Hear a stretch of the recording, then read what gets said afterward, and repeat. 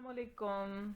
Sumaira Wasim is here to explain topic transporting food of class 7 from F6 Fort Road, Rawalpindi, week number 5.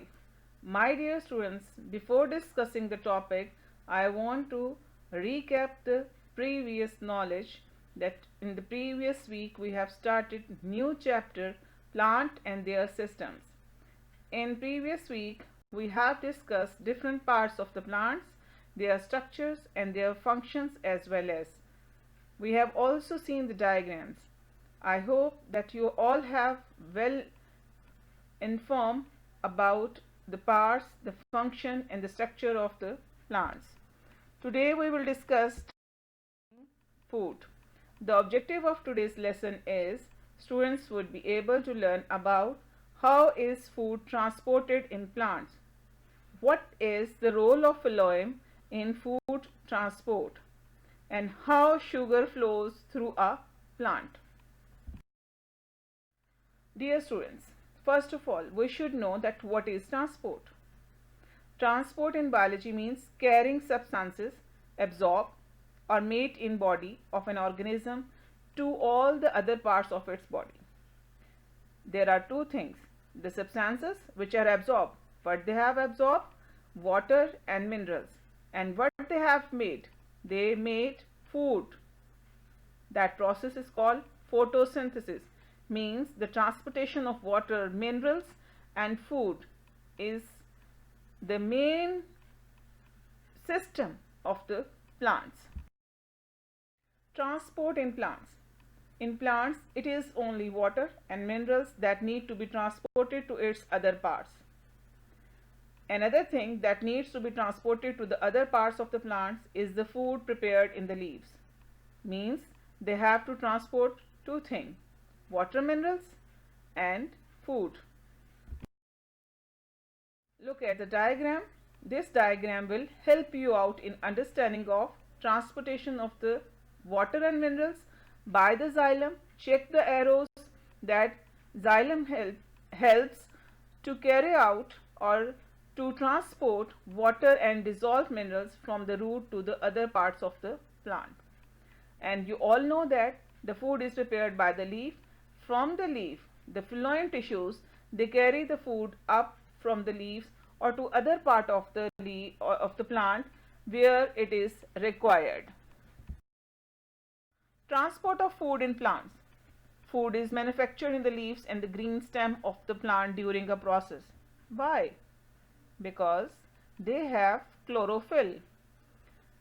And this process is called photosynthesis. The food made by the leaves in the form of the simple sugar named glucose.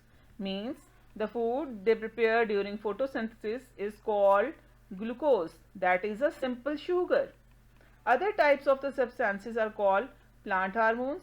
They are released from the tips of the roots and shoots. The movement of the food from the leaves to the other part of the plant is called translocation. Movement of food from leaves to the other part of the plant is called translocation. This is the important point that you have to learn. In plants, the phloem vessels translocate the food and other substances. Check the diagram that tells you the translocation of the sucrose. What is sucrose? It is the macromolecule. When glucose molecules join together, then we get sucrose.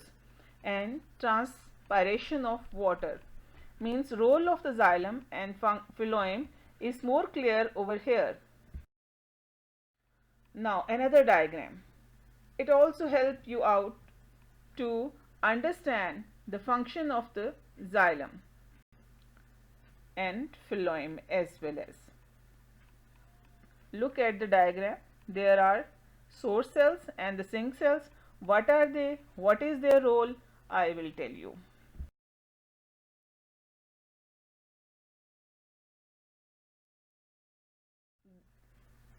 The sink cells and the source cells, I want to share the mechanism over here. When a plant is actively photosynthesizing and growing, the leaves are generally the major sources of translocated materials. They are constantly producing sucrose, which is carried in the phloem to all other parts of the plant. These parts, the sink, include the root, flowers, and fruits. Remember this thing, that the sink cells are those where food cannot be prepared, where food is stored. The roots may change some of the sucrose to the starch and store it. Remember this thing, when the food is prepared in the plant, some of the food is utilized by the plants themselves for their daily life activities and the body systems. But the extra food will be stored in the form of the starch. It may be stored in the roots, it may be in the flowers, or it may be in the fruits. The flower use the sucrose to make the fructose. Means the sucrose of the flowers, the glucose of the flowers is called the fructose. Later, when the fruits are developing, quite large amount of the sucrose may be used to produce the sweet, juicy fruit ready to attract the animals. Many plants have a time of year when they become dormant, means they are not active. They are not able to make their own food. During this stage, they wait out harsh conditions in the state of reduced activity. Remember this thing, that in harsh conditions, in harsh weather conditions, every living organism remain inactive or become lazy, because in normal or moderate conditions, moderate environmental conditions, the human beings, the animals, the plants, they are more active. But whenever there will be the acute environmental conditions, we will get bit lazy. What are dormant plants? Dormant plants are those when they cannot make their food properly. Dormant plants do not photosynthesize but survive on their stored starch, oils, and other materials. When the season change, they begin to grow again.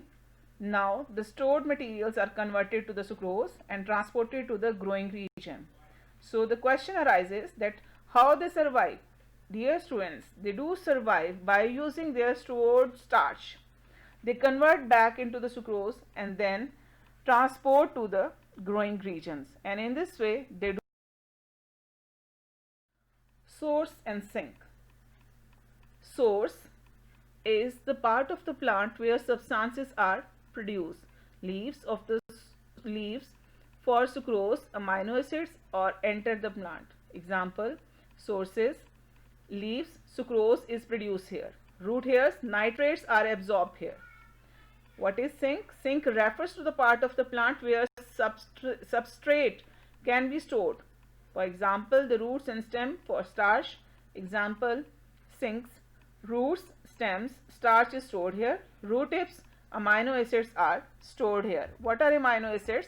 The smaller unit of protein. Now please see this diagram. This will help you out that where photosynthesis takes place, where the storage takes place, where there is a transportation. So these three processes are very clear over here. For example, potato plants are not able to survive the cold frost of the winter. During the summer, the leaves photosynthesize and send sucrose down into the underground stem. Here, swellings called the tubers develop. The cells in the root tubers change the sucrose to the starch and store it. In autumn, the leaves die. Nothing is left of the potato plant above the ground, just the stem tubers beneath the soil. In spring, they begin to grow new shoots and leaves. The starch in the tubers is changed back to the sucrose and transported in the phloem to the growing stems and leaves. This will continue until the leaves are above ground and photosynthesize.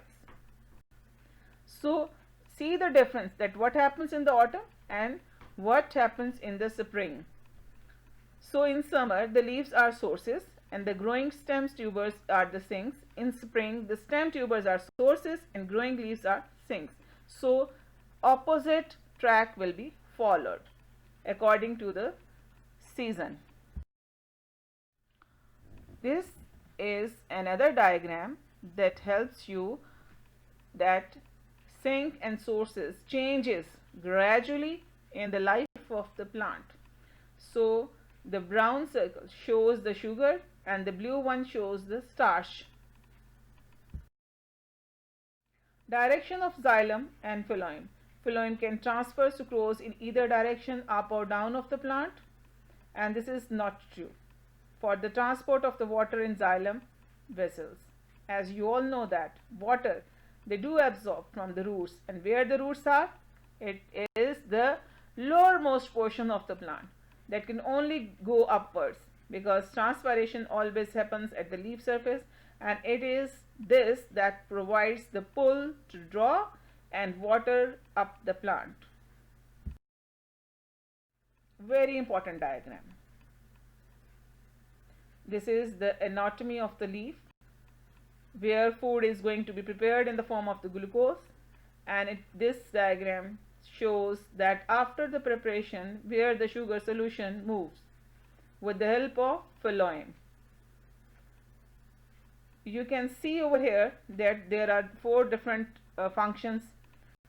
After the preparation of the sugar solution moves from cell to cell along the phloem tubes.